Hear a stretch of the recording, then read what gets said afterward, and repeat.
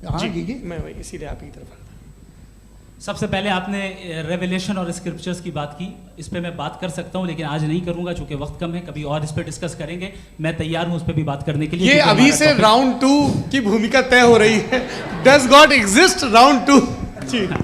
चूंकि आज गॉड के एग्जिस्टेंस पे बात है तो मैं उसी के रिलेटेड जो है आपके सवालात को एंटरटेन भी करूंगा और मैं भी पूछूंगा।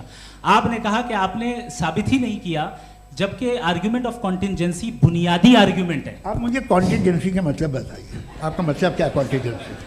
कॉन्टिंजेंसी का मतलब यह हुआ कि हर वो वजूद जो किसी भी चीज का पाबंद है, हर वो वजूद या हर वो चीज जो अपने एग्जिस्टेंस में किसी भी चीज के पाबंद है और उससे बाउंड है, उसको उसकी ज़रूरत है, उस पर डिपेंड करती है, तो जाहिर सी बात है कि उसका कोई ना कोई कॉज होता है। ये तो अक्ल की बात है, ये आप रीजनिंग की बात करते हैं, मैं वही कर रहा हूँ। दूसरी चीज़ आपने ये बात कही कि इतने बिलियन लाइट ईयर्स दूर है, उसका मेरा क्या लेना देना। फिर मेरे ख्याल से आपको ये नहीं कहना चाहिए I think therefore I am an atheist. आपको सोचना चाहिए, सिर्फ आप एक लिमिटेड दायरे में रहकर नहीं सोचें बल्कि बाहर निकलकर सोचें।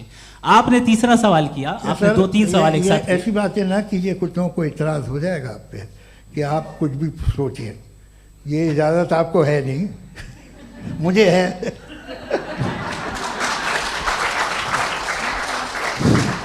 जी, आपने प्रॉब्लम ऑफ इविल के ताल्लुक से सवाल किया और बार बार आप एक लफ्ज रिपीट कर रहे हैं कि ओमनीपोटेंट गॉड है, ऑल पावरफुल गॉड है। यही तो दरअसल समझना है कि गॉड का कॉन्सेप्ट क्या है। प्रॉब्लम ऑफ इविल जो है, प्रॉब्लम ऑफ इविल दर हकीकत 2 असम्पशंस पर कायम है।